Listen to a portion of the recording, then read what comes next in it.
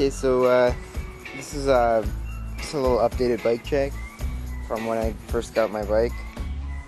The new stuff that's on it is the animal Edwin grips, and cut the flanges off.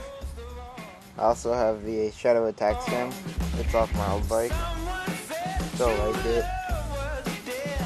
I got the Odyssey Twister pedals, and that's about it. And I like that in there. And I took the brake lever off.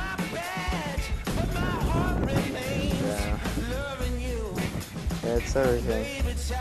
Put some stickers on it. Yeah.